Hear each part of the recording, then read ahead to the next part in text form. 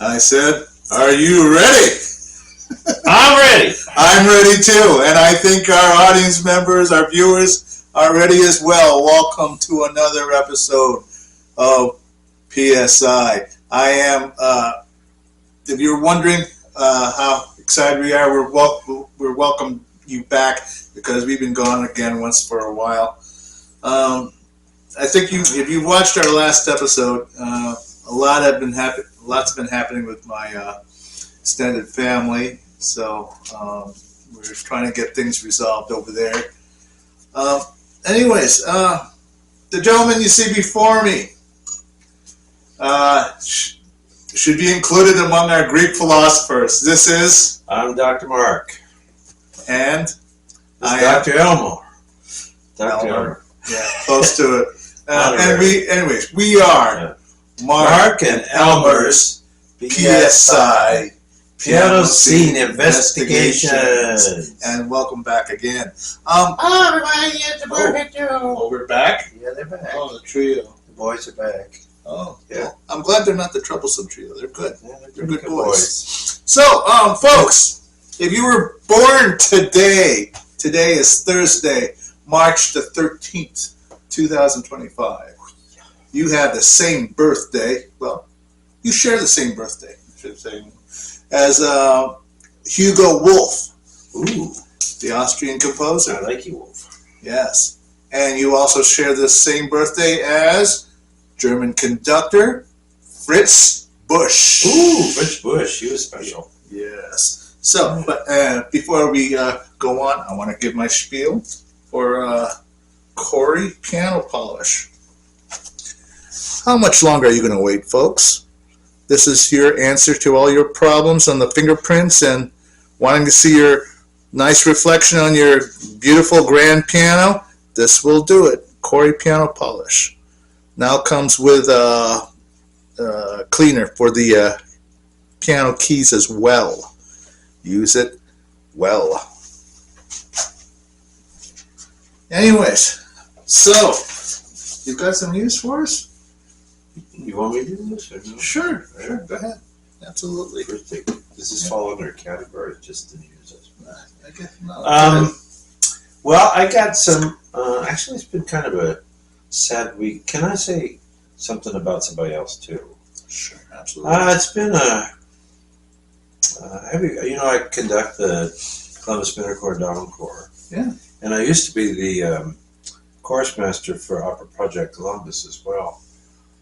I learned on Tuesday morning, although it happened a week ago Wednesday, that a member of our opera chorus, and she's also a member of Germania or Germania, which is another German singing organization and club in Columbus, Angela Hulligan, I don't know if you knew her.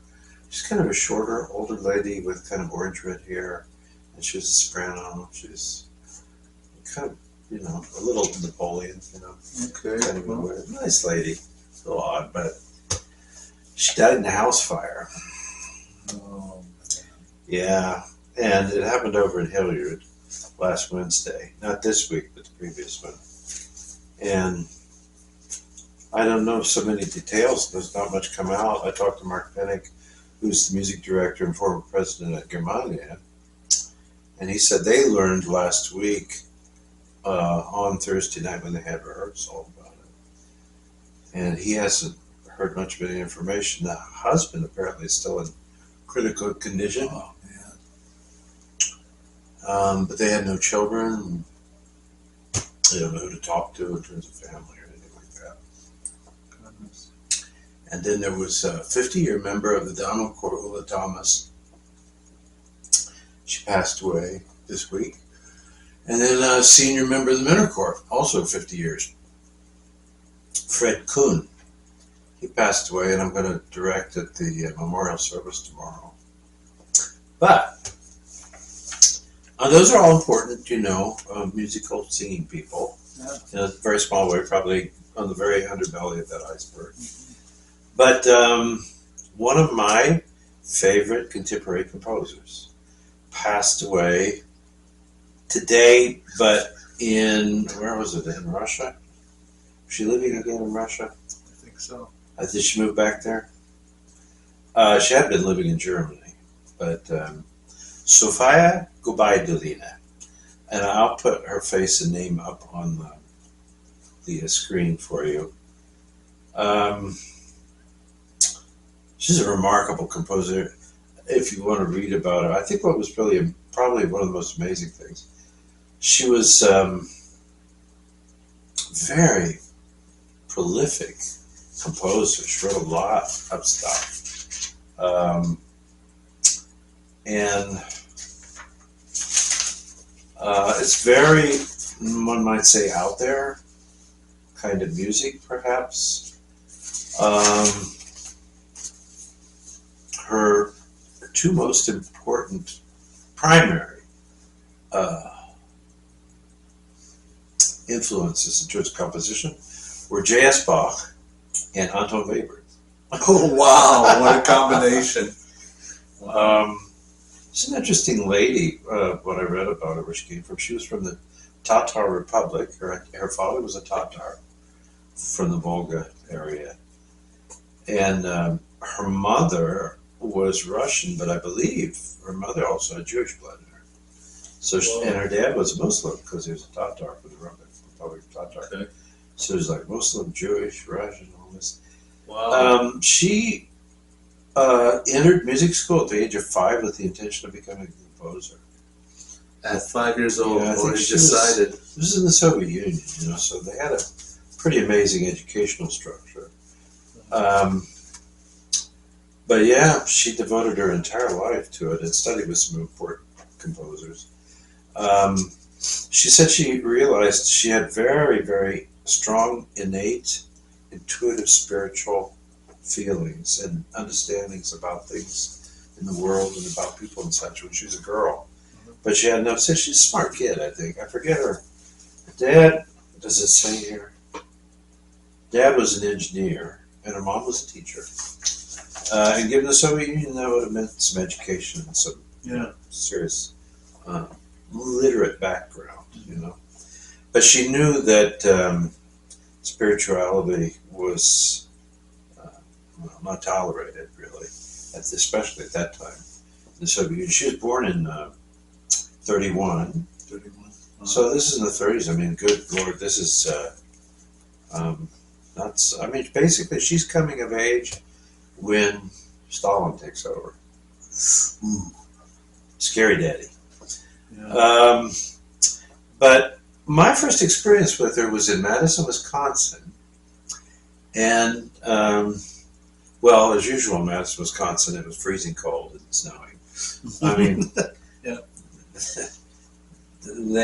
They have a T-shirt that they do in Minnesota and Wisconsin, where they show snowflakes at the top of the T-shirt turning into mosquitoes. Oh, jeez.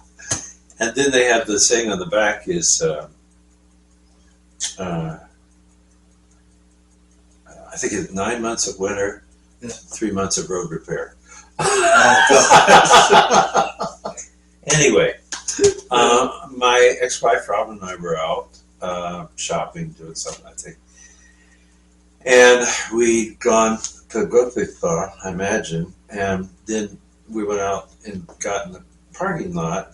Grocery store was, I don't know, well, with the drive and the ice and stuff like it's probably slower, but maybe 20 minutes at most from home.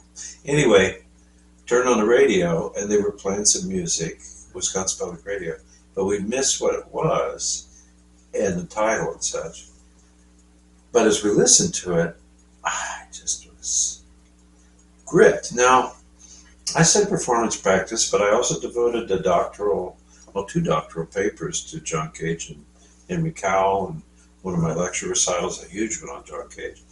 So I explored 20th century and even avant-garde type of music, and I played a lot of things. I played a lot of composers' pieces, so I think I had reputation for it. In terms of my own listening,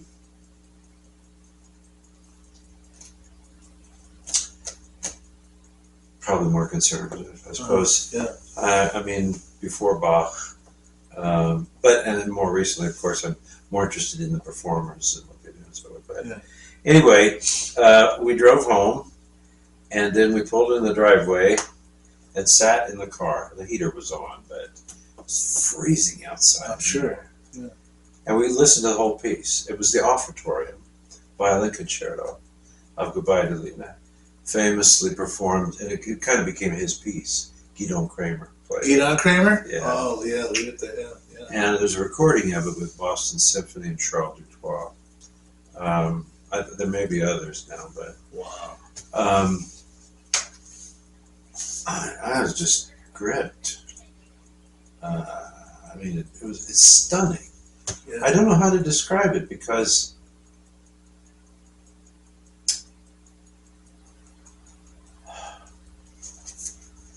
it's not ugly. I was going to say it's not beautiful, but it is beautiful. It can be. What was that word? I took a class, Wittenberg. It's about something that's so potentially horrendous or disturbingly amazing, but you can't help not look at it. Yeah.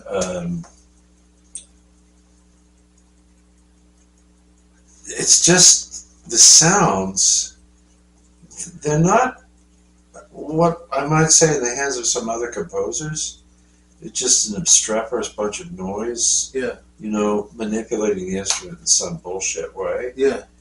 No, this is an exploration of timbre and the use of the instruments and exploring the instruments for perhaps ways that one might not have anticipated. Now, some of her other influences have also been 16th century music. Uh-huh. Gisvaldo was a big interest of hers, and Josquin des Prez. Wow. What I started out to say was she's very spiritual. Well, she's a very interesting lady because coming out of Russia.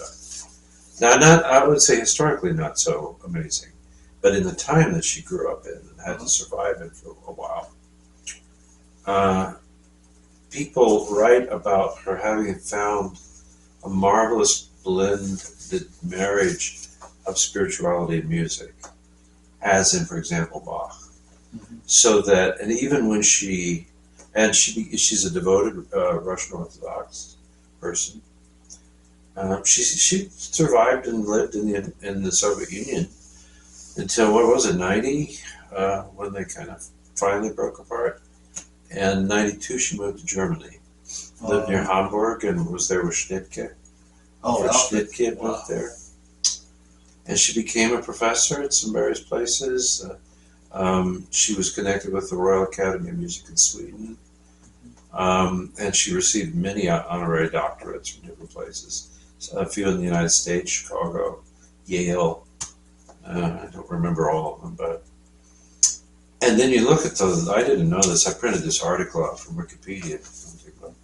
But the list of repertoire of pieces that she wrote is, for a later 20th century composer, is really quite impressive. I mean, there's a lot of stuff there written consistently, and she used all kinds of media, tried various kinds of things, but one of the constant influences was she's very intellectual, thinking about the music in really interesting, we might say, mathematical and philosophical terms, so forth. But what was always aligning all of that was a deep sense of spirit and connection with God. And she spoke very freely and openly about that, and often lectured about her compositional practice and style, and why she didn't like other composers' writing and why she preferred others and so forth. And she talked openly about spirituality as part of it. But anyway, she passed away at 93 today, but hours and hours and hours ago, somewhere either in Germany or Russia. I'm not sure where she lived at this time in her life. But I remember they did a special on her on the radio months ago, sometime last year. I was driving down 23 South, and there was some piece, orchestral piece they put on of hers. And again, it just instantly impressed me. Not the kind of thing that people would stereotypically hate mid to late 20th century composers for. There was just something in the aesthetic.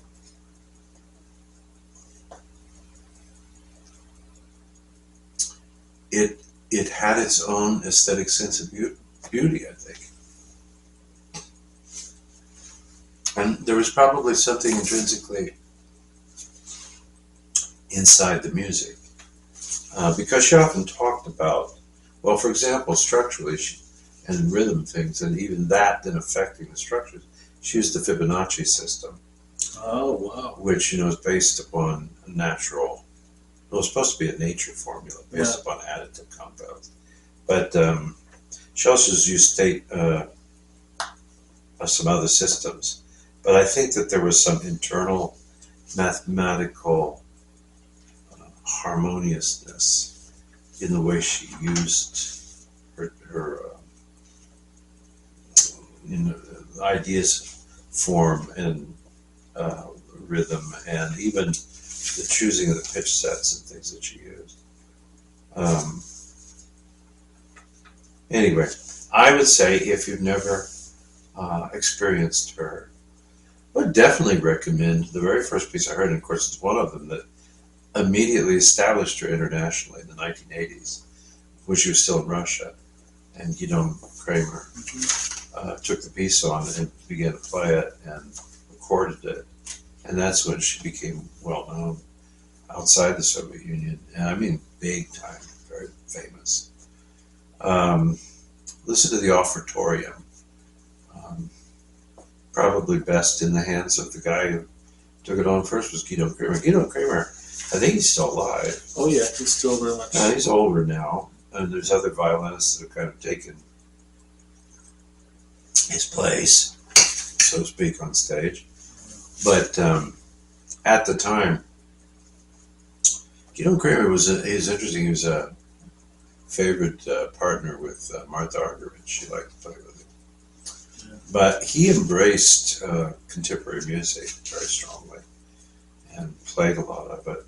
This is being an example. And I mean, it had stupendous technique, really extraordinary. So, look at this. Der Zorn Gottes for orchestra, 2020. Yeah. She was still right up till the end. Yeah. Wow. Yeah, some of her later compositions have German titles, and she used German textual subjects because she relocated there. I think I have heard of her. I never got the chance to listen to her music, but I remember. I can't. Oh, yeah, thank you so much. I remember years ago. It's been at least a couple of decades, but there was a workshop over at Graves. Oh. There was a workshop over at Graves.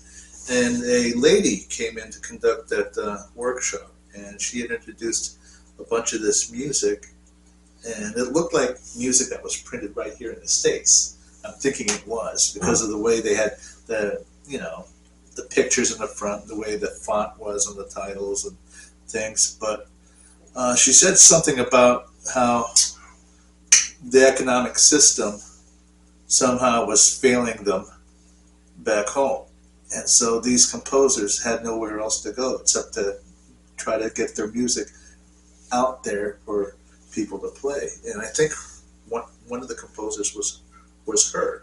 There was another one, Kamensky. I can't remember their names. I just remember the last names. Kamensky, Pomerenko. I know she was on there though, but there were others. I don't remember all their names, but she must have at least mentioned at least a dozen names or so. Well, it was so sad because she was telling about how these people were living, and it was bad for lots of musicians. She said, and it was just hard. She said. Well, in Sofia's case, she was, of course, taken with. Yeah. Well, what they said was that back in the days in the 50s when she was in school, there used to be regular raids in the dormitories by the police looking for banned Western scores of music. Oh, gosh. Weren't allowed to have it. Now, interestingly, Bartok was accepted. Yeah. But outside of that, for example, Stravinsky was a big no-no at that time. And she said, nonetheless, we managed to get scores of Stravinsky and Messiaen and people like that, and studied them. She was always, and Varese, and she's always very interested in that really cutting-edge kind of stuff. I think, Boulez was, in a sense, kind of the godfather of the whole real modern classical, brainiac kind of approach to music in Paris. And then, of course, he did lots of conducting. And he actually, as a conductor and a musician, he was quite a tough, demanding guy. Yeah. I mean, Schoenberg used to say, if you can't sit down and write out the entire composition by memory, all the information, not just the notes, but everything, you don't have it memorized, and you shouldn't be playing without the text. Schoenberg was famous for having said that. Yeah. Well, in a certain way, Boulez had a similar feeling about when he was conducting symphonies or opera or something like that. You had to know everything and have your mind totally around all of it. And I would say some performances that I've heard of his is true. Because, I mean, he was after George Sell. Yeah. He was the director of Cleveland Symphony for a while. Yeah. Not quite a decade, I think. Yeah. Which is a big deal. Yeah. Wow. And I have those historic recordings. But then I actually heard him in the Opera House. He famously, and I have the recording, that was the only long-time LP recording I had of Parsifal. And he did a very famous Parsifal recording from the 70s at Bayreuth. I mean, I love other performances. Bruno Walter. When I lived in Bayreuth, they got to know me so well because I lived there, on a day-to-day basis. Yeah. And I used to love to go to Wagner's house and just go, oh, hello, hey, Herr Doctor. Was würden Sie anhören heute? What do you want to hear today? Because they had these massive, thick 3-ring binders. And I imagine for the late 90s, they probably had every possible recording of anything of Wagner's that had ever been recorded. Oh, gosh. And it was alphabetized in different ways, actually. It had performance alphabetization and compositions. No, it was compositions and then alphabetization by conductors and performers like that. I used to love to listen to an old Bruno Walter recording of some of the orchestra music from Parsifal. Yeah. And I mean, I have that stuff too. It's wonderful. My first Parsifal in Bayreuth was Giuseppe Sinopoli. And Parsifal, people sometimes will take, they take it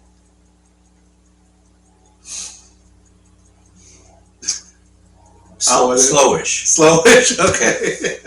it works that way. You know, Wagner and Bach are interesting. You can horse around with their music so much in terms of, I don't know, even instrumentation, yes, but in terms of tempi and various things like that, it has a way that it glues together no matter what, and almost no matter what you do to it, it's still intricately Bach or intricately Wagner. Yes. Wagner doesn't, in my mind, translate at all onto the keyboard. It's a disaster. Well, there's been some exceptions with my friend, you know, who did these wonderful things. Yeah. Okay. Anyway, getting way off the track here. That's okay. But the original Boulez recording is very interesting because it was the shortest one in history. Yeah. One thing you could always count on with Boulez was extraordinary clarity. Amazing clarity in a way that I've also said about Leonard Bernstein. Yeah. Like his Mahler symphonies. I've got the original box set, which is a compilation from the 60s and early 70s, I think, with New York. It's like chamber music, but it's a massive body. It's a huge orchestra. Yeah. But you can hear any and every moment in it in clear kinds of ways. Boulez was like that. So anyway, I don't know, it was 2000 something, and I was invited back to Bayreuth, and I got to hear a wonderful Tannhäuser and Parsifal again with Boulez. Again? And it was a famous or an infamous production. Usually what they do at Bayreuth, no, they always I think they always have Parsifal. Yeah. And what they will do is usually have a director come in, the stage director come in and create the whole show. And then the set design and everything's all done. And then they'll use that again for 4 years. Well, 4 total years, I think. And then every 4 years, I think they would redo it or something like that. I think the guy is Christian Schlingensief, who was famous for wrapping huge public areas in ribbons and cloths and strings and things like that. I think that's the guy's name. Anyway, he was the one who was brought in to do the staging for Parsifal.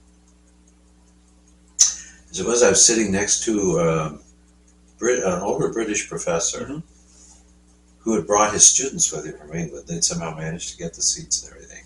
Quite excited about it. And as is common in Bayreuth, I mean, every single seat is held by a fanatic. Oh. Everybody is there. And I mean, I don't know what it is now, but back when I was getting my seats, there was up to a 10-year waiting period to get in to see a show. Yeah. And I was lucky because I worked for him, you know, and I knew some folks, so I got in twice. I got to see The Ring, I got to see Parsifal. I gave away my tickets at that time to my teaching assistants for Meistersinger and Fleeting Holiday, because I figured The Ring and Parsifal was enough for me. And then the second time I got Parsifal again, and wonderful Tannhäuser, beautiful. Anyway, I know, I can't think I can count him as a friend in a way, Udo Steingraber, who just recently retired. His kids are running the factory now. Steingraber, the piano manufacturer. Amazing instruments. Yeah. From way back when. Liszt loved them, Wagner loved them. They've been the house piano for rehearsals and everything at Bayreuth since they built Bayreuth. Well, I'm told they're getting quite a bit of traction now since last year. Last year? Yeah, I think it was. They won an award or something. Sure, lots of them they have. Holy Wonderful things. And part of it, they were always experimenting on new technological possibilities with them. Finishes and various things, and using environmentally friendly woods, you know, or you're not cutting down valuable forests to make it. All kinds of things. But the important thing is, played magnificently and amazing sound. A European sound, I would say, more. Doesn't sound like a Steinway. So Steingraber and Steinway have nothing to do with each other. But anyway, whenever I was in Bayreuth, I love to go anyway, play his pianos and visit with him. But Steingraber had this lovely thing when I was there for the festival. they have this 18th century palace that belonged to the Marc. Forget what that is in English, but she was the sister of Frederick the Great in the 18th century. That's Married the guy down there, and Marc is like a countess, but higher than that. Not a princess, but anyway, she was highly placed. And she had actually been responsible for building the wonderful Baroque opera house, which is downtown in Bayreuth. wow. And it's amazing. Like, you ever saw the movie Farinelli? Yeah. Or there's some other movies where Mozart's directing the Yeah. orchestra. Nowadays. That's that theater. That's that theater? Yeah. Oh my. The Marc Open House in Bayreuth. Wow. Wagner was actually attracted to Bayreuth for two reasons. One, at the time it was pretty much in the center of the German nation. Yeah. And the opera house, because it is just fabulously preserved. And it's an old Baroque one, which meant that the theater is deep as the city. I mean, the stage, because they had those huge sets and things Yeah. from Baroque opera. They have to be able to store them and wheel them around and do Yeah. stuff. It's not a big house. It's, well, if you've seen it in the films, you'll see. But he ultimately wasn't satisfied with its purpose, so he built his own. But anyway, Steingraber would have me come over, and we'd have a little charcuterie, some cheese, and a little bit of meat, Gosh. and some champagne Wow. out in the garden, and just talk about the things. He always liked me to come after I'd seen the show, just talk about it. So I had gone to see Parsifal, and he invited me over. He said, "Well, let's talk about it." Oh. Because Okay. that Parsifal, the English guy next to me hated it. And what I'd said about, fanatic people in the theater. Like, when I had seen my first Ring, Yeah. I don't remember, it was Alfred somebody who was the stage director, but then this French lady who did the costumes. The bear in Siegfried was a huge Winnie the Pooh. I mean, there was a lot of... It was yellow? He was Winnie the Pooh. I mean, everybody recognized him as such. That's the bear that Siegfried has to kill. Kill Winnie the Pooh, Oh, so everybody God. hates Siegfried instead of loving Siegfried. But anyway, some of the singers, and especially like the guy that was given Siegfried, my friend Klaus said, he's got a decent voice, but he's a dolt. He said there's just nothing upstairs. And he did tend to wander around. That's unfortunately, they gave him complete freedom to just do whatever the hell he wanted in Siegfried. And he was just like wandering around.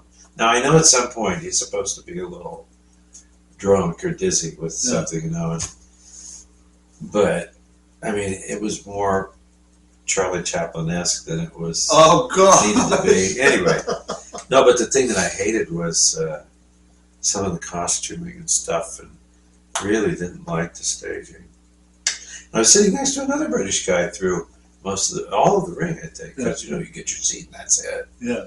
For the first one I saw. And I was one of the people that, especially after the Siegfried opera, I was one of the booers. You were one of the Well, when the stage director and the costume lady from Paris came out, I booed as loud as I could. But you definitely didn't like that, did you? Oh, jeez. But it's hard to explain with this Parsifal that Boulez did. But it was very interesting that he did it. Because the staging, Parsifal is about love in its possible manifestations. So you have the Delphic love, is that the right word? Brotherly love, philos, with the knights, right? Second act is that you have the sexual love with Klingsor and I forget her name right now, in the flower gardens and all that kind of stuff. And then the important one is the agape love, which is the one attributed to the universe and to God, and that love which is spiritual love that exists in spite of the other ones. And one might think that it's the ultimate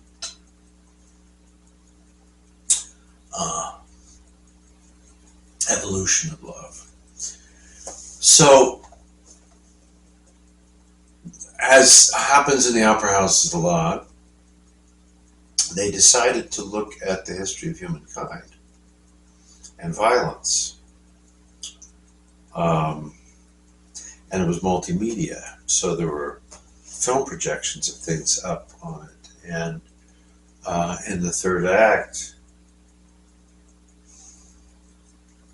there were people from centuries of different civilizations and cultures, and the clothing that they were wearing, imprisoned, in a sense, by violence and pestilence and all the various kind of things that happened.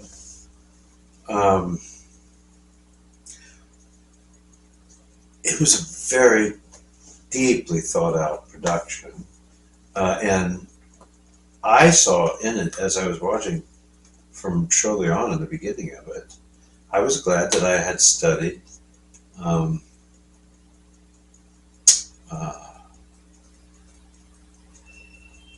one might say Eastern-oriented, esoteric, spiritual foundations, and the meaning of symbolism and esotericism. Carl Jung wrote a wonderful book about Eastern esotericism. And I actually thought, I don't know how much he was thinking in terms of like there's a book that was called The Lotus. I forget exactly the full title, I'll put it up. But it's a special book written about Eastern exotic esotericism. Or it could have been Jung's archetypal mythology. But this production was full of that stuff.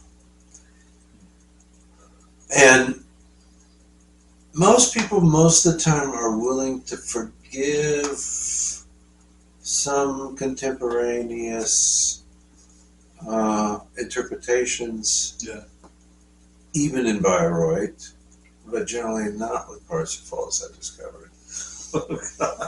Parsifal is the last opera, and it really is quite a different work in a way. And plus, it goes into the whole area of God, and he was apparently influenced by the great church in Siena, in Italy, the black and white one,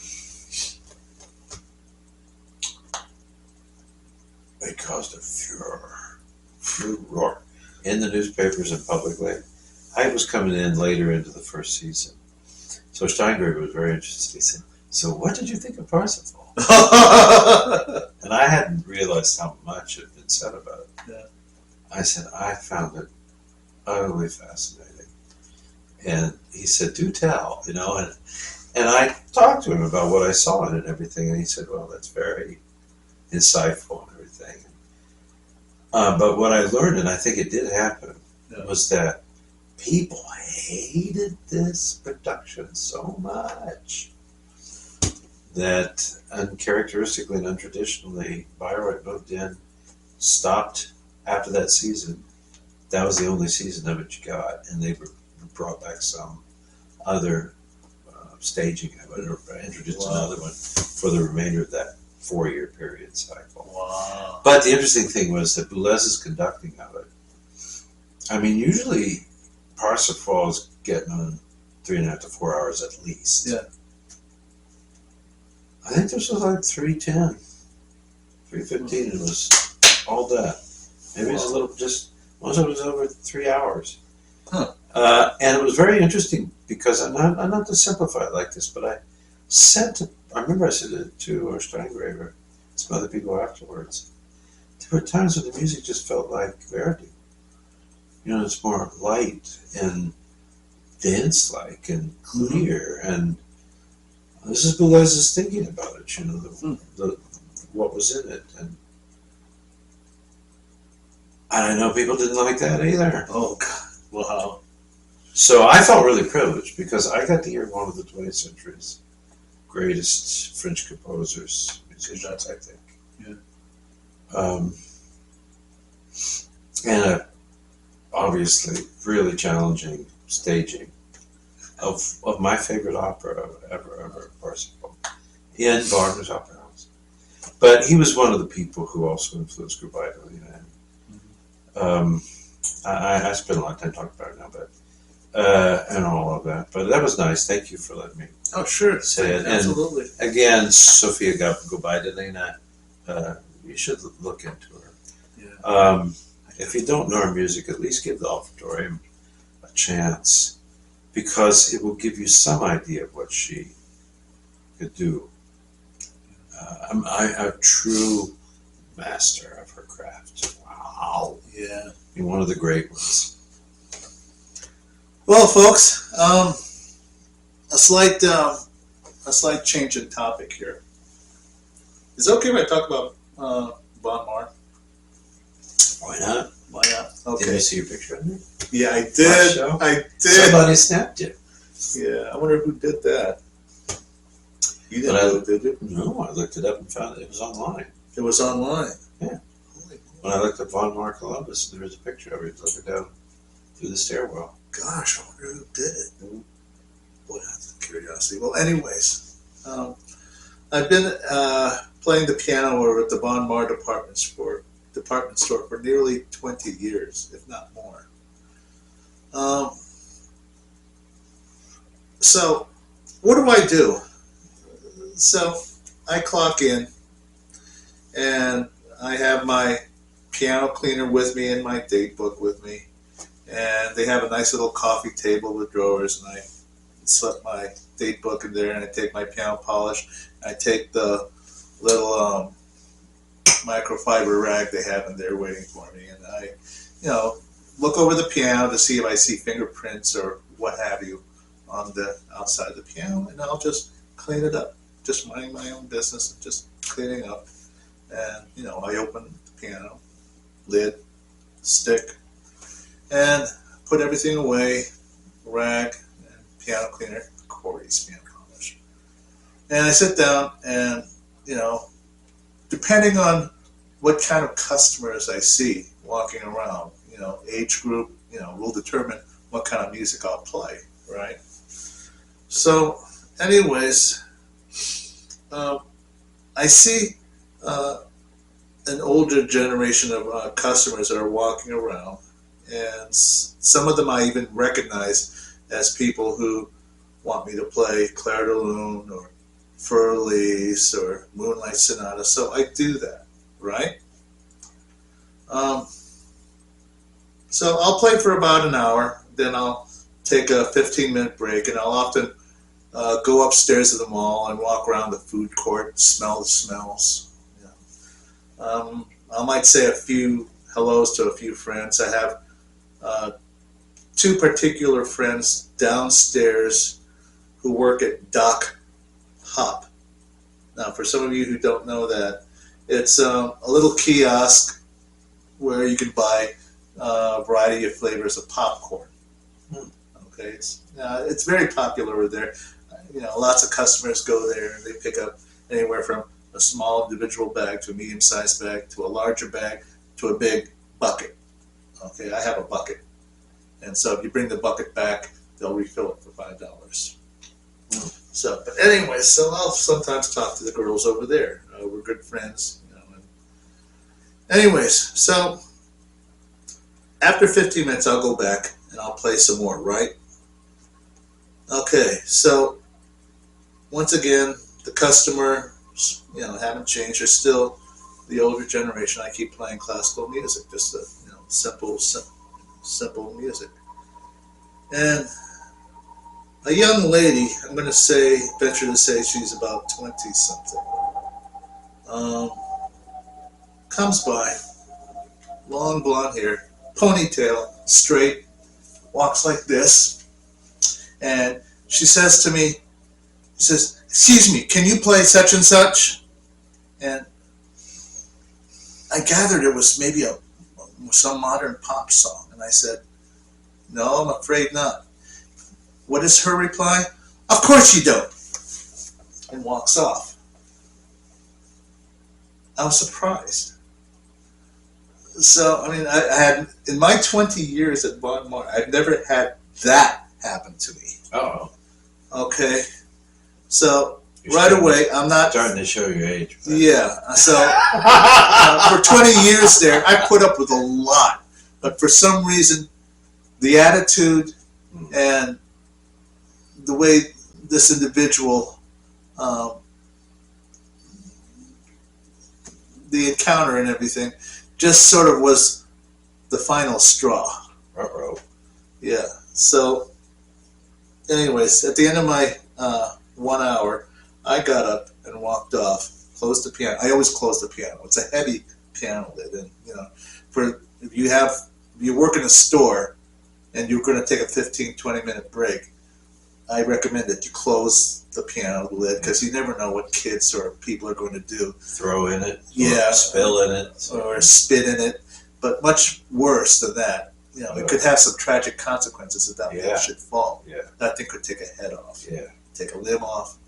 So it's just standing there. If it's unattended, it's just a lawsuit waiting to happen.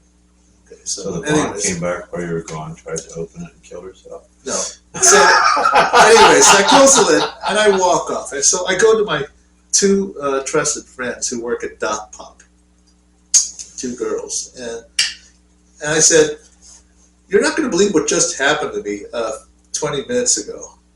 And so they were all ears. They stopped working and cleaning. And I said, "What happened?" So I told them what happened.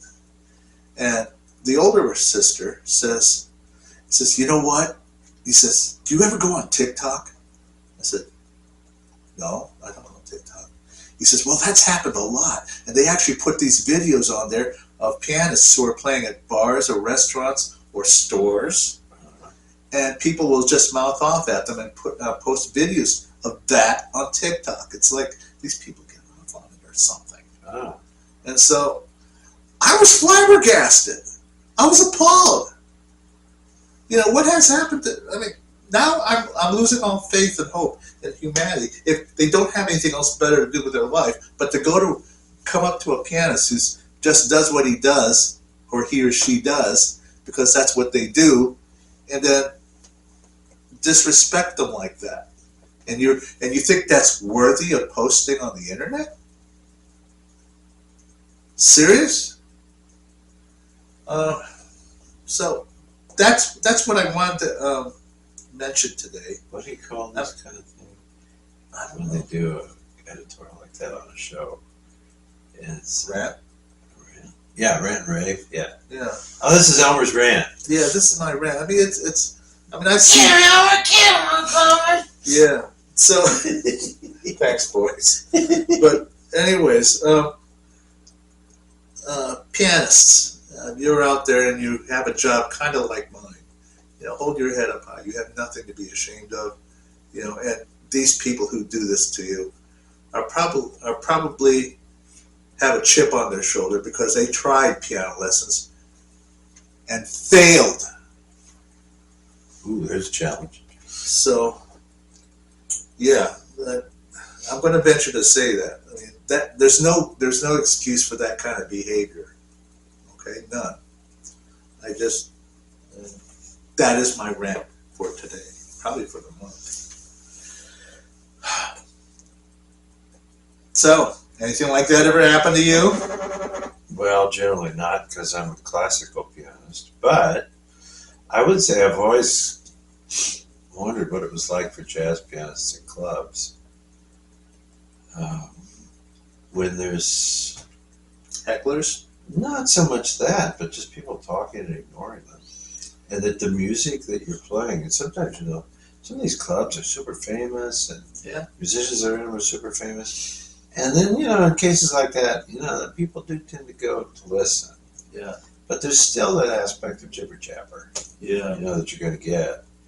And I know that as the night goes on, actually, what the guys, they love for after midnight, Because by then, a lot of people are gone, and musicians are making music for themselves, just having a great time.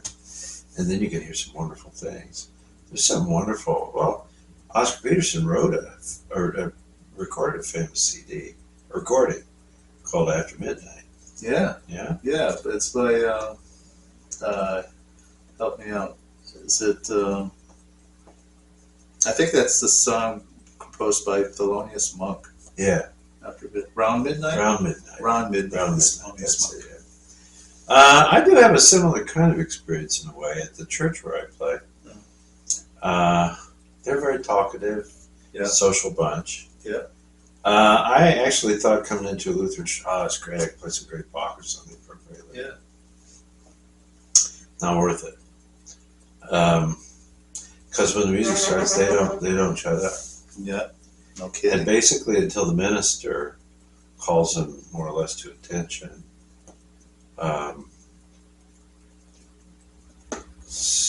the ministers I've worked with, this is unusual because it usually wasn't the case in other places. I mean, it's just this place. It's just the way they are. Yeah. And the ministers have talked with me about, I like for them to, like settle into a special spiritual kind of place in themselves. Yeah. And laughing and joking and having stuff. Yeah. So I tried to play a nice hymn. One that I kind of like the words to or something. The music's good. Yeah. I'll play it 2 or 3 times, and then the minister comes in and calls them to order, gets going. But even at Lenten service, played kind of a sweet, interesting one. They're a little quieter. Maybe some of them are actually listening. But I don't expect it, Yeah. Which, in my experience of playing in churches, in the past, it wasn't like that. They were attentive from the moment the service started with the prelude, and that was part of establishment. But I had an interesting experience when I was in Istanbul. You know what Sufis are? The guys that turn.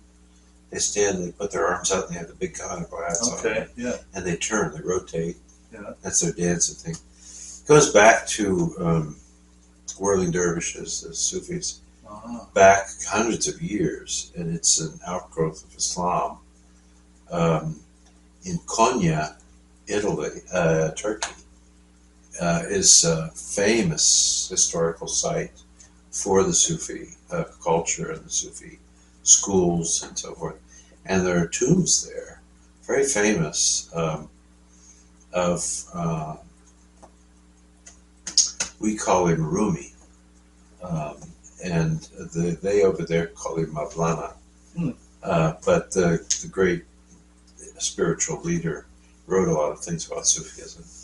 And his father's tomb, which is even greater than his.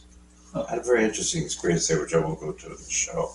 More than one experience, but the Sufis, at the time when Ataturk took over Turkey in the early 20th century, he was one of the great men, leaders of the world. There was Roosevelt here, there was Churchill in England, Stalin in Russia. And there's a period of time of the great men leaders. Well, Ataturk, who had been a general in the Ottoman army, actually eventually led a revolt and then helped to establish the modern Turkish Republic. Well, one of the things they did, Turkey having been the caliphate as well for a long, long time, the Ottoman Empire, not Turkey per se, but they wanted separation of religion and the state. And that still exists, despite what people say. Of course it's a Muslim culture. Yeah. But just as much as America, given everything else that exists here, most people say America's a Christian culture. We got Buddhists and everybody else, but fundamentally, presidents are still praying to a Christian God. Okay? Yeah. That doesn't, but we have separation of church and state. And pretty much maintain that no matter how much people try to cross those lines, but both sides. But Ataturk banned, well, it didn't ban, but made sure there was a separation between church and state, and the Sufis were actually banned. So their schools and things were taken over, turned into museums and stuff like that. Well, they still exist. For a period of time, they had to exist in secret until 30 years ago, maybe, when it began to be okay again Yeah. for them to do their thing. So what I thought was very interesting, I played in two halls in Turkey Did. that were gargantuan. Wow. I mean, the piano was out there on the stage. Now, you know, famously, Horowitz played at the Metropolitan Opera. Yeah. His piano. It looked a little smallish. Yeah. This piano and me on this stage looked like a postage stamp. Oh, God. Barely visible. And a huge auditorium. I don't know it. Could they hear you? Well, yeah. And most of them sat up near the front. Okay. But that was a place I played, forget. There was two places I played and they were like that. And I just thought, what? Well, this place I went to see the Sufis dance and to do their presentation was one of these places. I mean, the stage was huge. And they filled it up because there's quite a few guys. Yeah. But the audience, there was a lot of people in the audience, but it's like if you were, the whole center area was like a huge Chinese fan of seats. From that end to that end.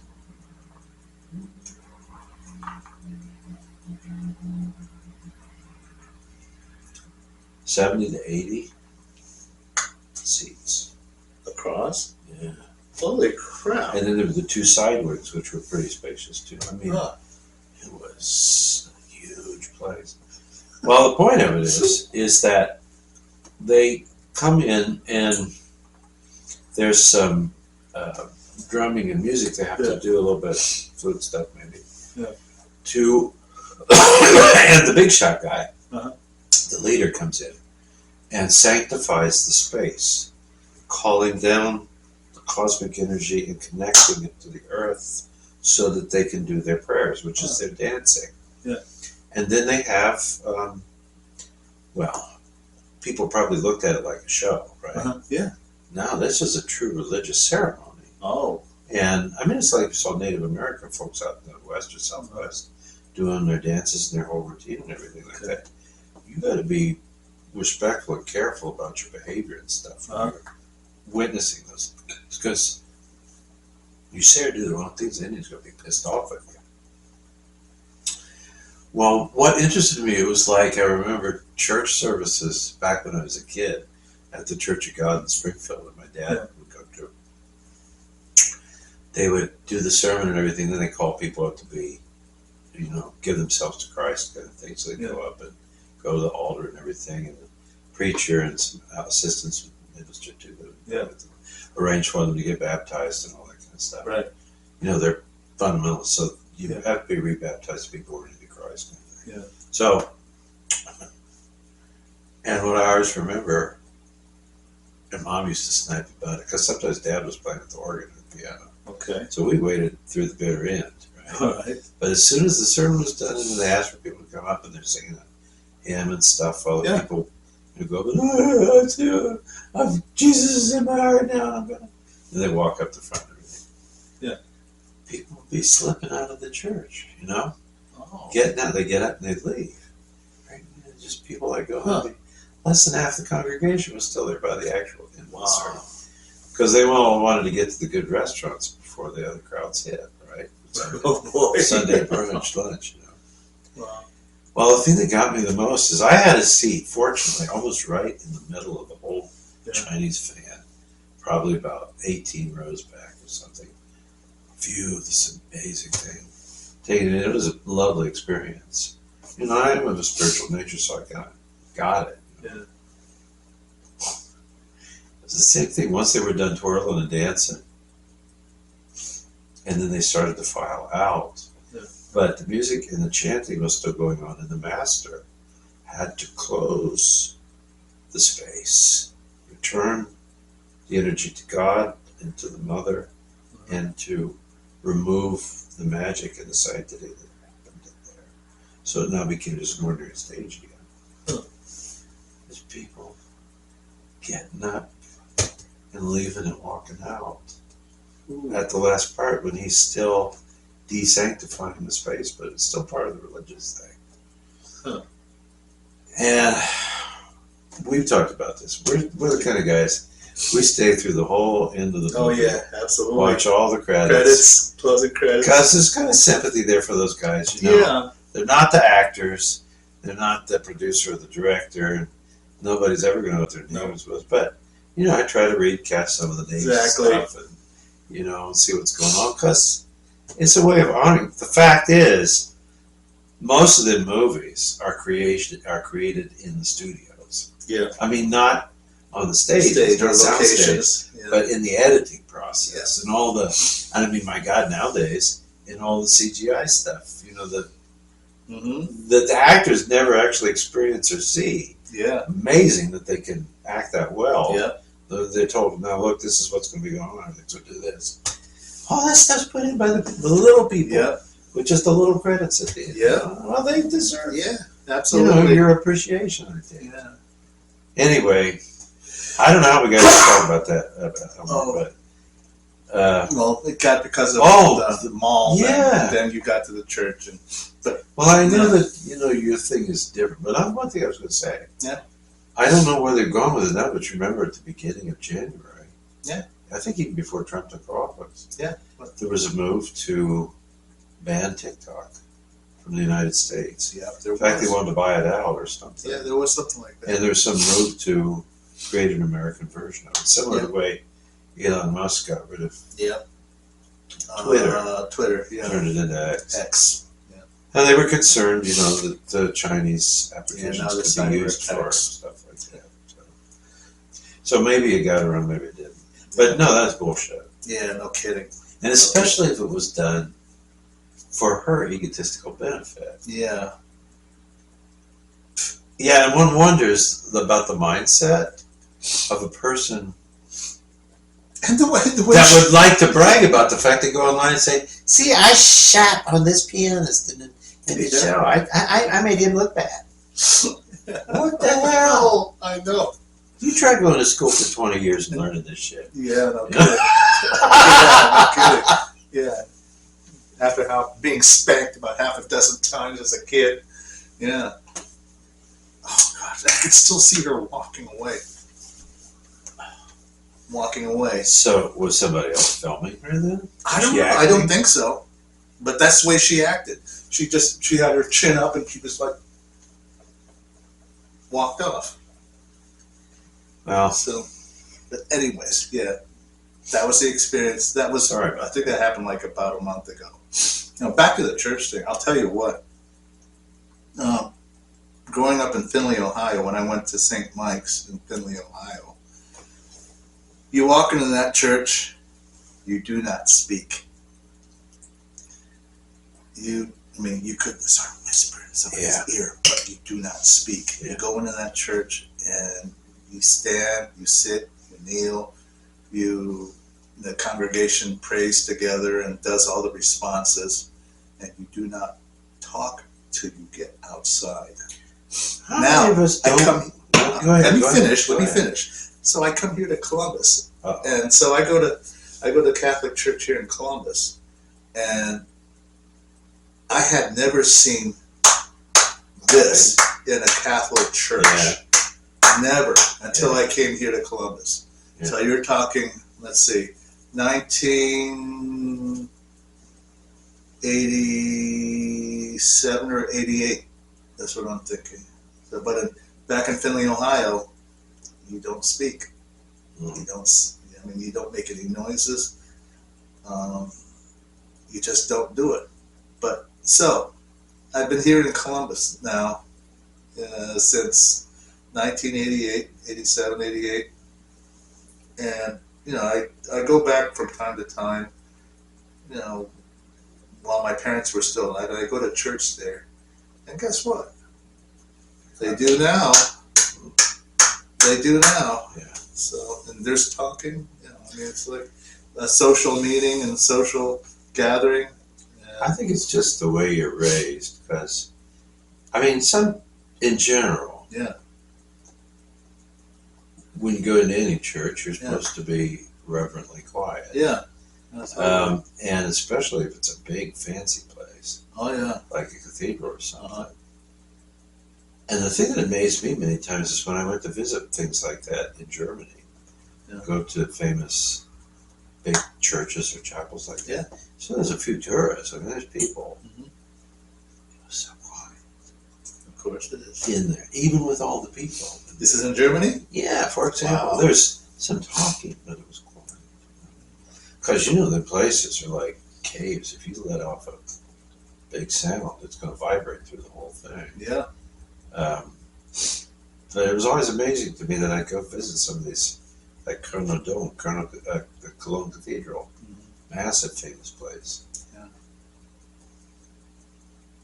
You can hear a little muttering, but fundamentally, it's the space itself has a certain weight and holds people's respect. Mosques are like that too. I mean, they're pretty quiet. They're very quiet. Very quiet. So, let's change the subject a bit. Okay. I got an interesting question for you. Okay. So, you make a friend someplace, and you tell them that you're a concert pianist, and you find that they know nothing about classical piano. How would you? And they want to know more about it. Where would you have them start? Well, if they weren't at all inclined, I would just say it's not really important. It's just my job, like the kind of thing I do for certain people. But if they're not really interested, if they really want to know, yeah, they want to know. But they have no idea. They have absolutely no experience. If there's a piano around, I sit down and play for them a bit. That's the first thing I do. Yeah, and then just see if they like it or not, or what they get out of it. If they have any kind of experience. Okay, that would be the first thing I do. All right, if there's a piano.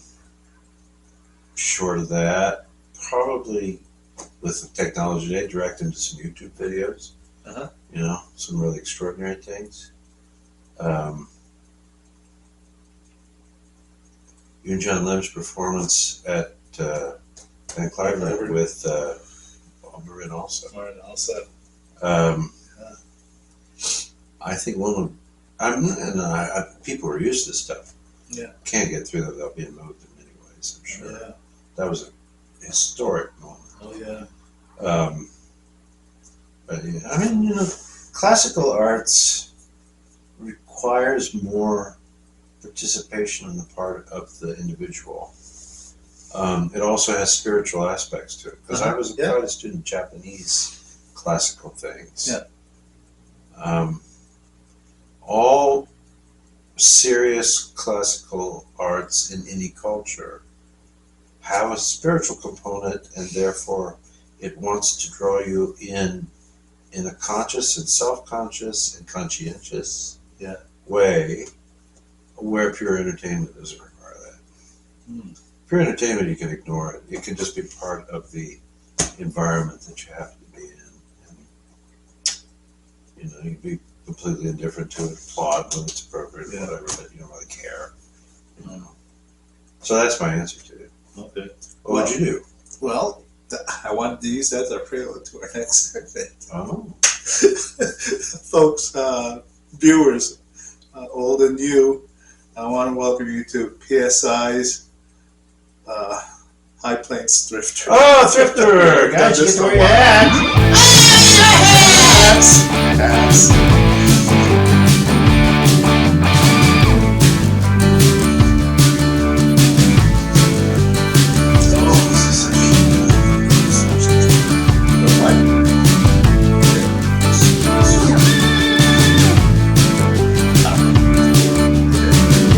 So, welcome back, folks. Viewers, old and new, welcome to PSI, High Plains Thrifter. Low Plains Thrifter, High Plains Thrifter. So, I ushered in the question. If you made a friend and they wanted to learn more about what you do for a living, or even the classical piano, being a classical pianist, how would you introduce them to that world? You know, you can. Dr. Marc gave a really good answer. There's a piano. Sit down and play for them. Connect them to YouTube videos or something, right? Well, as I would have it, I also would like to include this. I mean, if they have time for reading or anything, I found this up in my archives, you know, in the vaults of my house, you know, still organizing and cleaning. But I found this book. Maybe some of you might know this. It is called The Piano. I can't see it, but here, I'll bring it up for you. Below my finger in red lettering, it's hard to see, it says "the" in small letters, but in yellow lettering, it says, what? Piano. Okay? So basically, it says here, the piano, the complete illustrated guide to the world's most popular musical instrument by Jeremy Siepman. It's right there, bottom. See? Okay, and they have this cool, you know, set of keys here along the border of the piano. Interesting. The black part here looks like the lid of a grand piano. Interesting. So, anyways, it is, like I said, a borrowed or found book in my archives, copyrighted 1996. Wow, printed and bound in Dubai. Wow. So, anyways, it's got 1, 2, 3, 4, 5 chapters in this book. The first chapter, Scenes in the Life of the Piano. It goes from pages 8 to 43. Let's see. Next chapter, Musical Ideas, Means and Expression. The third chapter, The Great Composers. Boy, look at this. Who they call great? Bach, Handel, and Scarlatti have a whole section to themselves. Haydn has a section. Mozart, Beethoven, Schubert, Mendelssohn even, Schumann, Chopin, Liszt, and Brahms. And then it goes on, a trio of Russians, which includes Tchaikovsky, Scriabin, and Rachmaninoff. And it moves on to Debussy, Ravel, and here's a whole section in this chapter. 2 Americans, Ives and Gershwin. And then the following chapter is The Performers, and that goes from pages 138 to 69. The final chapter is Who Else Is Who? That's the interesting title. And it goes from pages 170 to 187. I think this one to this book. Oh. So, anyways, found this in, like I said, I found this in the archives. It has some really neat pictures of some old pianos. Look at that.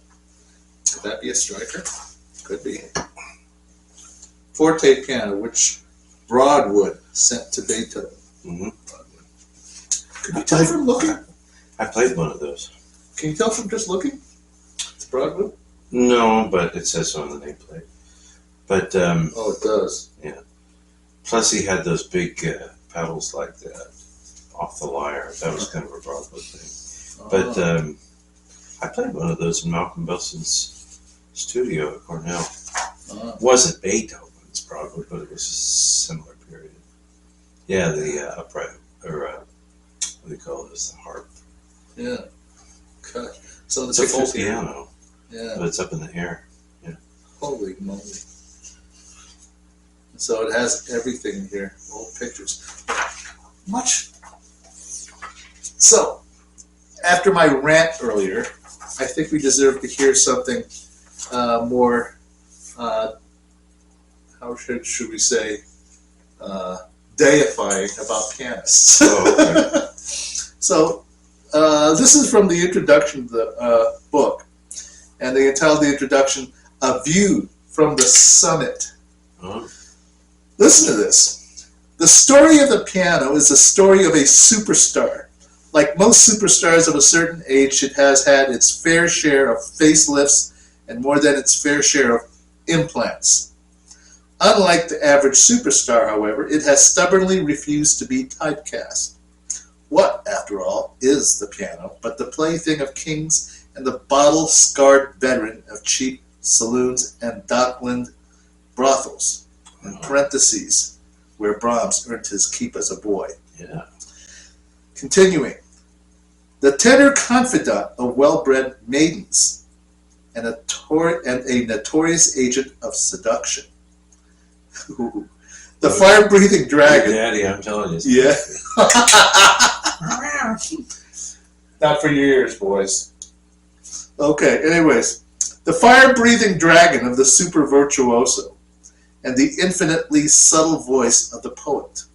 The very ornamental of middle-class respectability, a triumph of industrial technology, a money spinner in a million, and a victim of mass burnings in the streets in New Jersey in 1904.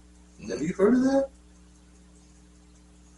A victim of mass burnings in the streets in New Jersey in 1904, the sentence being passed by the annual Congress of American Piano Retailers on an all instruments deemed to be out of date. Wow. Wow. Wow, they murdered a whole bunch of old pianos? Holy crap. Talk about a Holocaust. Didn't know about that. I did not know about They that. hid that from us in school. 1904. Oh my gosh. All right. In the latter part of the 19th century, the world was in the grip of an epidemic to which there seemed to be no end.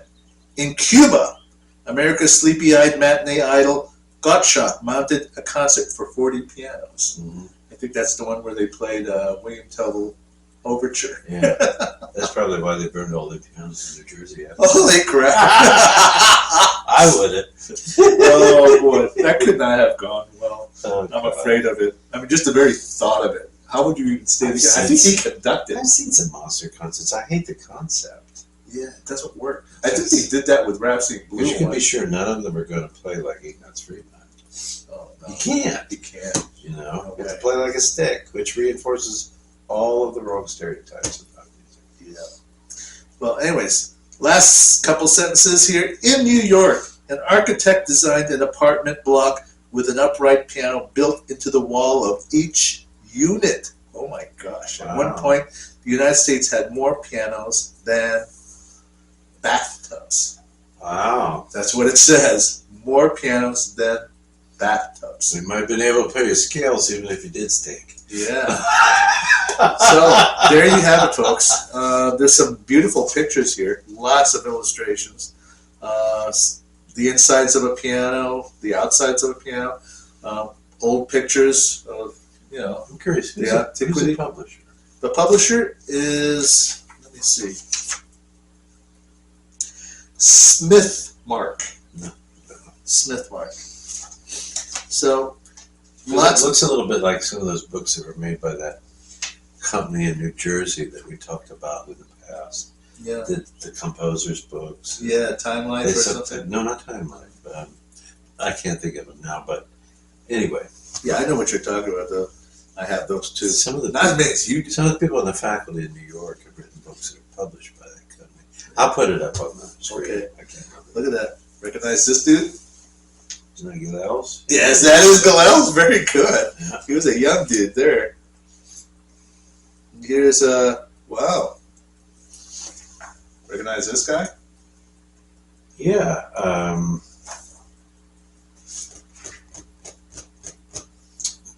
It's a Beethoven Sonata guy? Wow, very good, Sir Charles Hall. Hall. Yeah. Yeah, very good. You know your dudes. Who's this guy? I don't know who that is. Oh, looky there. I did see it now. Who is it? That's Murray Pariah. Yes, Murray Pariah. Wow. Boy. Some wonderful recordings, that guy. Yeah. I have his complete Mozart piano concertos. Yeah. And more recently, a complete CD or two, I forget what it is, of all of Schumann's works with orchestra. I remember you showing me that. That's The performance of the Schumann Concerto is just Stunning. one of the best I've ever heard. Yeah. That's a problematic concerto. Oh, it is a very Because it's different in that there's just this almost seamless interplay between the piano and the orchestra, playing part of the phrase, passing it off to an instrument in the orchestra. They do something and then you take it. Yeah. It requires a kind of a chamber music Absolutely connection that a lot of pianists and orchestras don't succeed in really getting. Yeah. Absolutely. Yeah, that was a real. You know who would play that concerto really well? Who? If he plays like he did the Rachmaninoff Third. Jan Lim? Yeah. I bet he would make it be a wonderful Schumann concerto. Yeah, I just recently saw a video of his performing the Fourth Beethoven Concerto. Oh, but it's gorgeous. Oh my gosh, amazing! The guy has one of the most special ears. He does. He does. I mean, when you think of some of the really great pianists, this guy's totally poet. What did you ever think of his Chopin Etudes thing? Right? Oh my God! Not heard of him. Because there's even apparently the notes written about them have a certain poetic tale. Or Absolutely. I mean, it's he doesn't. What I like about it is he's not in there to make a virtuoso statement. Yeah. I mean, there's some virtuoso playing in there, but there's more to it than that. He knows where he'll find little tidbits or little phrases, contrapuntal phrases that are like only 4 notes, and he'll make that sing out just enough to make a presence. Wow. Just to have a presence. It's not taking the front or lead, but you hear it, and it's a very special surprise when he does that. The F major Etude. That one was the biggest treat of all. From Opus 10. From Opus 10. Yeah. That one was the biggest treat. What he does with the contrapuntal lines on the left hand was the best. I've never heard it done the way he did it. And he just knows where to just give a little slack from the 16th notes, just enough for the notes to sing out from his thumb to his second finger. He's still a boy. 20 years old. Yeah, 20 years old. He's still a boy. You know the thing that scares me? What? I wonder if he's a comet like reality. I'm not sure what you're saying. Talent like that sometimes doesn't make it to old age. I wonder if he ends up being like one of those people in Edward Hopper's Cafe Diner paintings where Marilyn, James Dean, and Elvis are all sitting there around the counter. Yeah. I forget who the servant is, but the server is famous too. Yeah, I remember. You know I think I know which one. I think I know what you're talking about. Well, I mean, maybe it works the other way too, in that they die young and they're kind of remembered for how fabulous, like Willie Capel. Yeah. I mean, I told you that quote from Leon Fleischer. Yeah. Well, he himself, Yeah. was an extraordinary artist, absolutely. really amazing, great teacher at Peabody, and everything. But there's a quote about Willie Capel on one of the albums that I have where Fleischer said he was the greatest pianist of our generation. Fleischer said. Yeah. And he was killed in that plane crash. coming back in from Australia, right? In San Yeah. Francisco. And Yeah. it was 32. 33. Yeah. And I mean, nobody should ever even attempt to play the Catch String Concerto because that piece was so totally his. Yeah. It's just an amazing performance. Yeah, Plus, the other things that he did too were so incredible. Oh yeah, absolutely. So I just wonder with you and Sean, how long do we get to enjoy that talent? Boy, that is a good question. I mean, there are some guys who As long as he stays inspired. and hopefully, I mean, where will an artist like that evolve? What will he evolve towards? That's what Because, I'm thinking someone made it, Stephen Huff, was, kind of brilliant. And I remember back when he won the Leventritt and stuff, he had a kind of a hard, fast, aggressive, youthful, arrogant way of playing that everybody thought reminded him at the time. They said, kind of sounds like what we think about Horowitz. Horowitz is kind of a driven, wild animal, but under incredible control, But in his more recent things, I can't remember who the composer was, if it was Satie or it was Boulez, but I got this French album that he did more relatively recently. And then I just mentioned that video performance. I think it was kind of during COVID, post-COVID time. Yeah. He played on that gorgeous piano, probably Berzendorfer in Vienna, like this gentleman's club across the street from the opera. Yeah. Very noble. Yeah. Beautiful, thoughtful play, And I know he's done a lot of recordings for that. Is it a Hyperion label? It was Hyperion. That does all those concerti by other composers. Yeah. He did a bunch. Your friend has done a whole bunch of Leslie Howard. Yeah. Howard Shelley. Well, who else is?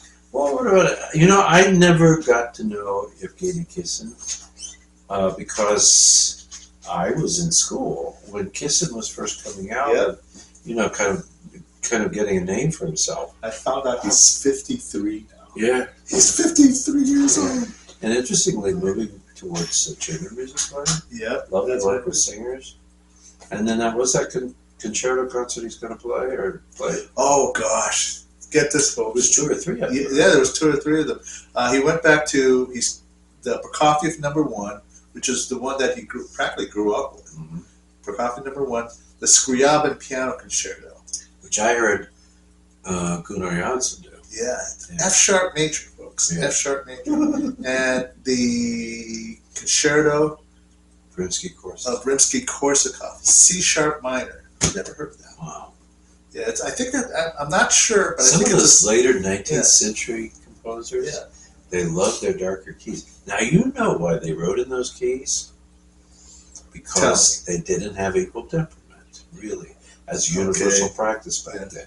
So, because there's a quotation that I found from, I got it in one of my books over there somewhere. Okay. Somebody asks Liszt, for example, and the article or in the book is talking about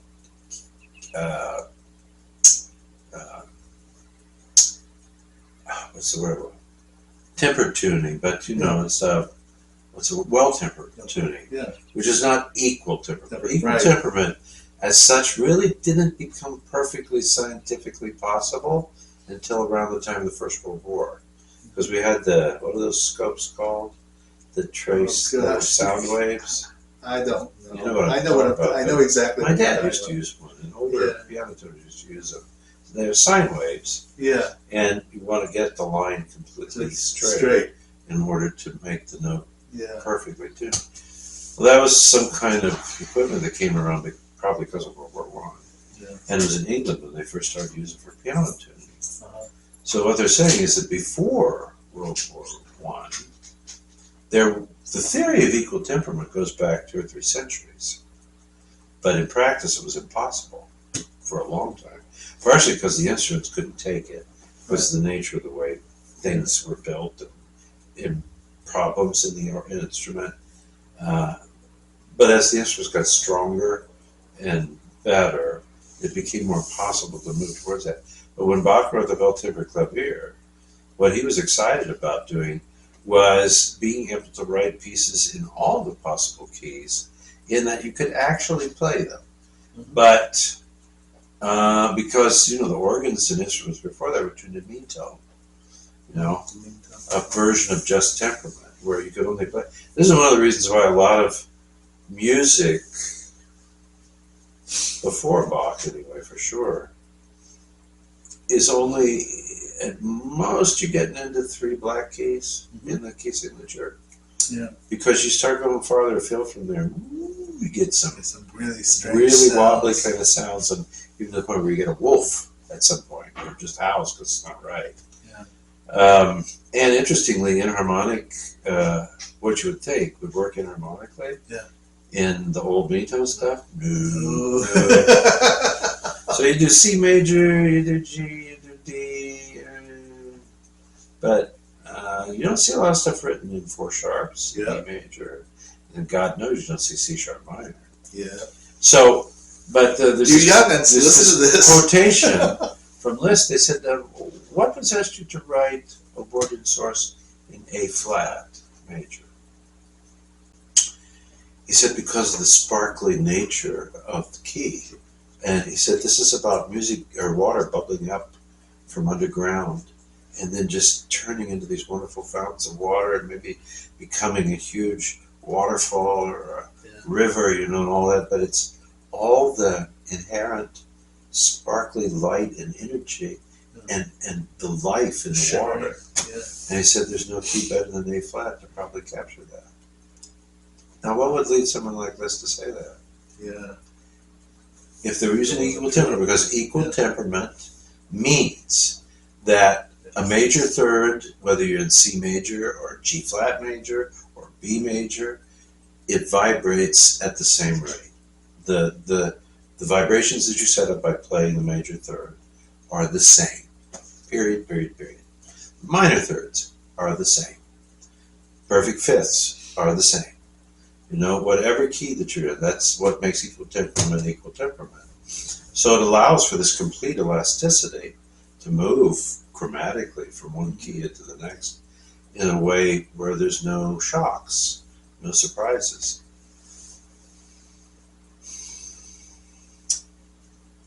But I have a book, I think it's over there, I put it on the shelf just recently. I have some books about tuning and temperament. There's the Great Bible over there by Elmer Jorgensen. How Equal Temperament Destroyed Music. Yeah, classical music. And it's because of talking about the loss of color. And it's interesting because when there are quotations from Beethoven about the nature of particular keys. Why is the 15th sonata called the Pastoral Sonata? Well, because D major and F major were looked at as what were considered quieting, kind of comfortable kind of keys to play in. But then you get C minor. But then the amazing thing is, if you really take this stuff to heart, and the interesting thing is that the Russians, I think given the nature of their culture and everything, maybe they're, one might say, the upper class affection for the good old times and good old days of the Tsar and everything. They were a little behind in terms of modern new things developing. So it's very clear that the Russian school, well into the end of the 19th and even well into, I think, the beginning of the 20th century, they still had tuning in well temperament, unequal temperaments, well temperament, I might say, and play the elegy of Rachmaninoff in E flat minor on piano. I did this with my upright Petrov piano. I used to do it myself, and I had it in equal temperament. I mean, just the sounds that you hear with it. Boom, boom, boom, boom, boom, boom. You hear the E flat to the G flat. There is, it's not ugly sound, but there is a pain in it. And when you start getting on with a piece, it in and of itself is tragically sad. You just feel sad because of the nature of the vibrations you're stringing up from the color. And then when he goes to the G, that middle section in it, which goes to G major, right? It's so bright, it's so sunny, and so colorful, and it's like remembering the old days, of youth or better times or something like that. But then the reality begins to sink in, and you go back to this huge wave of darkness in the E flat. I think that's one of the best pieces. We were lucky when I was in Madison years ago. That's when I first got introduced to this stuff. And Owen Jorgensen was a professor at Michigan State. And he was a piano tuner, but he made a serious academic study of historic tunings and temperaments and everything. He wrote this huge book.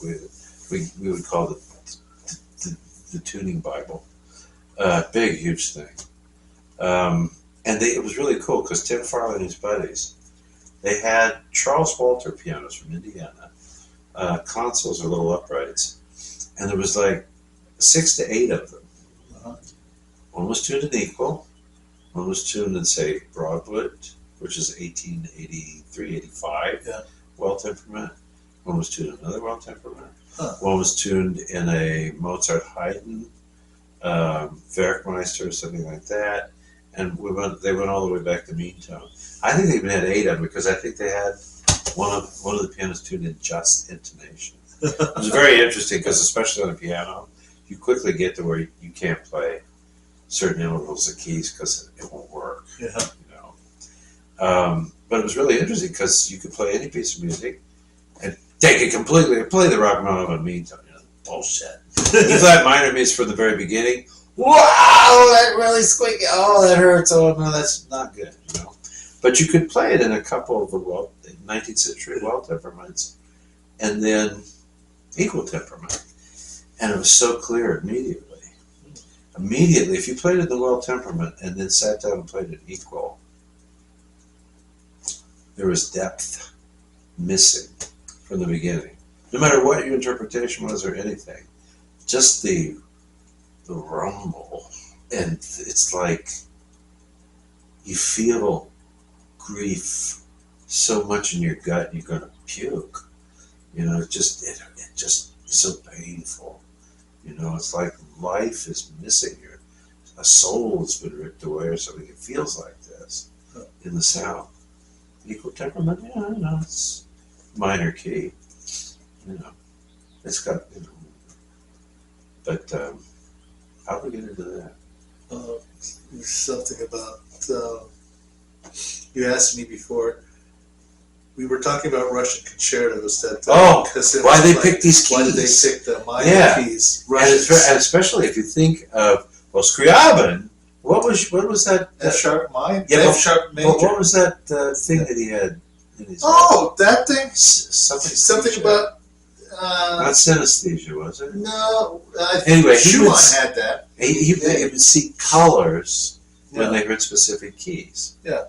So Scriabin had this idea for writing this great universal music where he'd have gongs and bells and things hanging from dirigibles in a big, huge arena, and there would be. They created this thing. It was like an organ where you'd push down different keys and different lights colors would come up, like in a way like da da da da da. Oh, close encounters, where the tones are mixed with colors. Yeah.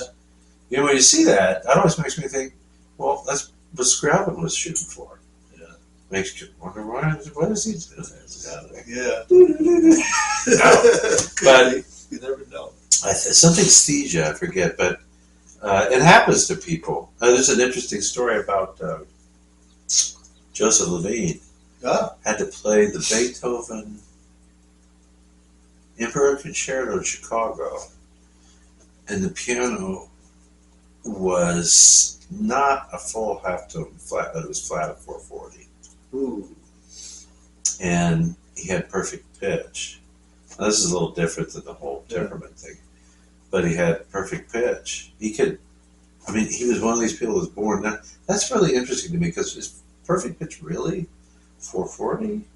Because that's a very artificial thing. I wonder if perfect pitch was actually 435 or 432. Yeah. Because historically, you know, people talk about this.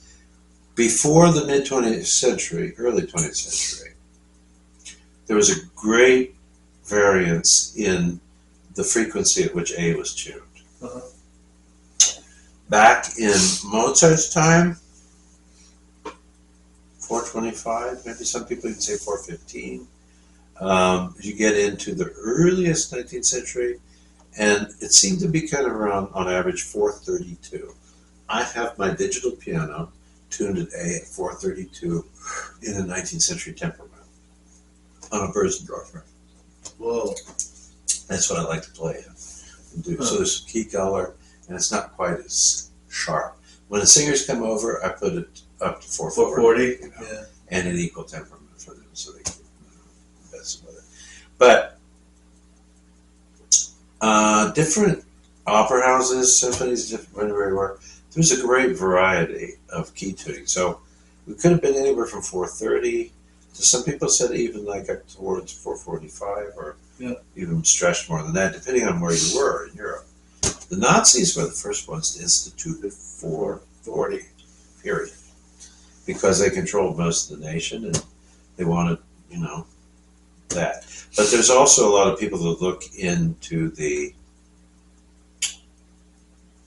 whole metaphysical area of vibrational theory and its effect on us and other things. There's that Japanese guy that did the experiment with tones on water. And then words and things like that, and the same sample of water exposed to different sounds or words or things like that at a crystalline level could be very different. Oh yeah. The way it affects it, and we're more than 70% water. So his whole point, I'll put the title of the guy up. It's a really great little book. Yeah, I remember you showing me. But then there's this whole thing. If you look up Nazis and A440, there's some very interesting stuff written, because 440 as resonance has, from metaphysical, but also the way it affects, like water, some dark energy. So we have the Germans to blame for ruining classical music. Oh, I got the Nazis to blame for quite a long time.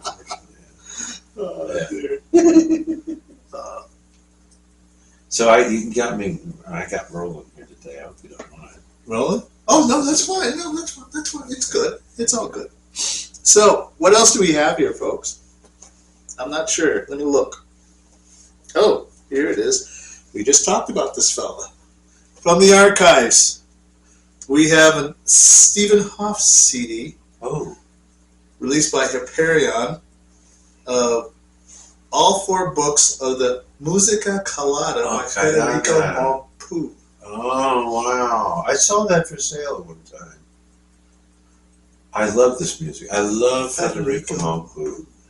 He's a Catalan composer from, it's called Catalonia, right? I mean, it's where Barcelona is, that kind of breakaway province of Spain that would like to maybe be separate. Yeah. Get this.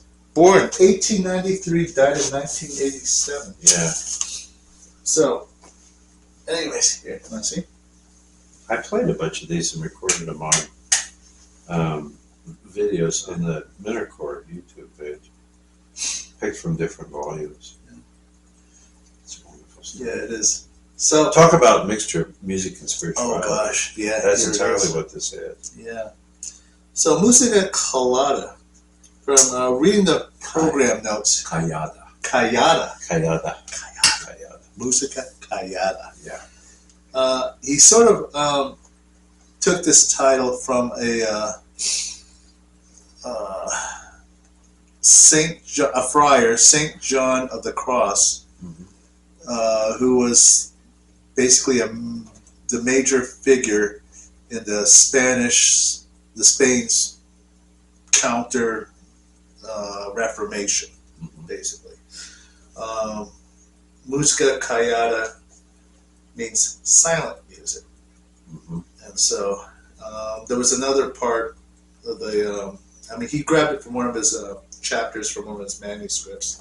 I can't remember the name of the other title. It had something to do with sounds of solitude or something like that. So it was sort of a mixed bag, one against the other. And so there are 4 books in this thing. 4 books of Musica Callada. Book 1, composed in 1959. Book 2, 1962. Book 3, also 1962. Book 4, 1967. Now, all right, for some of you who are not really familiar with this work, it has sort of a French Satie quality about it. As a matter of fact, this music, if you have read the program notes, says that his music actually influenced a lot of the jazz musicians, particularly Bill Evans, John Coltrane. You're not about Satie. Satie, let's not forget. Not Mompou. Yeah. So, anyways, Satie was an amazingly important composer. oh yeah, it was. Don't really. We think of what is a piece of the Notion? What is it? Give no payday. You can give no pity. Yeah. No payday. Yeah. Da, da, da, da, da, da, da, da. Yeah. That one always gets requested. I paired these. I think it was the same recording. I did these amazing, and I got a lot of comments for them. Yeah. The 5 Nocturnes of Erik Satie. Really cool pieces. Yes. Very interesting. And quite a step up from the Give Yeah. Oh yeah, absolutely. But definitely looking at his work as an influence on Mompou. Mompou is kind of all over the place as a composer. Yeah. I think he aggregately, really gathered things from various people. He went to Paris for a while to work, study, and then I think it was World War I or something that came on. He left. Yeah. And he went back to Barcelona, and he basically, very interestingly, one of those type of composers. Sometimes you read about sometimes the British guys. Yeah. In a way, a very admirable way. I was thinking, I heard some of the Peer Gynt suite on the radio yesterday. Yeah. And just thinking, some composers are so lucky. There's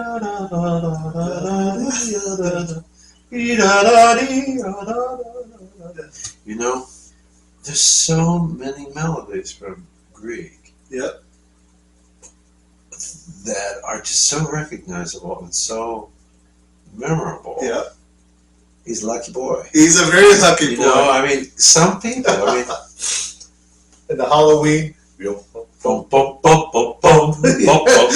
going to recognize that? Yeah, I was just so into that stuff. But so Grieg gets that part. He spent a lot of time in Germany training and concertizing this and that. But eventually, he went back to Norway. Yep. And got that house. Yep, he up did. There. I went to visit it, the estate, and his little composition cabin. Yep. This whole lake that it overlooks, and then he and his wife are both buried in the side of the mountain. And then there's this wonderful performance area, museum, and gift store that they have right there, kind of on that property in general. Well, Mompou just went back to Barcelona. And what was interesting about him, like some composers are, I don't know how he survived what he lived on. Maybe he was from a better class of people that had some money or whatever. Yeah. I don't know how he made his living. Yeah. But it certainly wasn't necessarily by publishing and writing music. Oh, no, it definitely was not. He did it all the time. Yeah, he did. And there's a lot of recordings of him playing his own music. I have a CD or two. You do? Okay, of him playing his own stuff. And he's a fine pianist. Oh, I don't think it's deep enough. Or, some people like that, but... So, what he says about his music, he says, all 4 books here, he says, contains all the musical problems that he's been trying to struggle with his whole entire life as a composer, is what he says. The problems and how to untangle this, how to untangle that. And he says, that's why in some of the pieces that he writes, there's no double bar. He just stops. Yeah. I did not know that. No, yeah. Have you seen his scores? Yeah, I have them. And there's no double bar at the end? Sometimes. It just stops. Yeah. Wow. Some of the pieces are just written almost like an afterthought or just as a thought. Or, okay, well, here's this. But and then you don't, it's up to you because you could interpret it this way. Yeah. That, it's like, what's that word you say? Beethoven does it when he wants you to go from the second into the third movement. Oh, What's Ataka? Ataka. Yeah. You can think of it as an Ataka. Yeah. Not necessarily. That's it. No, Don't have that's to what do he said. At first glance, you might think, oh, he wants me to go right and play the next one. Yeah. But like they're connected. Well, then sometimes you'll do that. You'll play that, and then you read the next one and says, what the hell does this have to do with what I just played? Absolutely nothing. Absolutely nothing. No, they're very interesting. They're like little prayers or readings in a prayer book or something, you know, that don't, they're not following the calendar days. No, what he says here in the program notes, he says, don't bother looking for a development of the idea. Yeah. It's not about development, he says. He says what he has here is each piece contains a certain idea or a compositional problem, and basically the rest of the piece is there to reveal its insides. This is how he says its insides. You have this phrase, you have maybe two phrases, and basically the rest of the piece will just reveal the rest of it, what he's getting from just those two phrases. You know, I think now a lot of composers and painters and composers didn't appreciate the use of the word impressionistic from that period of time, and some of them don't fit us at all. But I think the word is quite applicable to these pieces. Oh yeah, in the Musica Callata, because you feel some more than with others. Some are a bit harder to. You're not entirely sure what he's aiming for. Yeah. But other ones, it's, you know, you can certainly form some things in your mind as to what it's probably talking about or what it's about. And it's just creating a momentary impression. The really extraordinary thing about it is, now I play them that way because I approached them this way, very much as spiritually, deeply intended words. Yeah. So in my interpretation, I put that packing around the performance, right? But I didn't have to create all that myself. It's very much in the music. It's just like, wow. It's like when we're talking about going into the church and you don't speak in full voice. Oh, you don't. Well, you speak with, I mean, he's got fortismos. Oh yeah, he does. But there's something about the intimacy and the directness and the immediacy, almost sometimes. Yeah. It's so private. Yeah. You know, the good filmmakers sometimes have a scene where you feel uncomfortable watching it because you realize you don't really belong there. Yeah. This is something between this guy and his God or something like that. And it's supposed to be one of those moments, and then we feel kind of dirty because we're like peeping Toms. Situation where we definitely shouldn't be looking through the window. That's the kind of music this is. And I know people have done the whole series and things. I actually just went through everything and picked out a bunch of them that I especially enjoyed and played them together. And I found that they all fit together as a set, you know, as such. Yeah. It's just like different moments, like, you know, Granados and his wife died coming back from America after they did the Goyescas. Yes.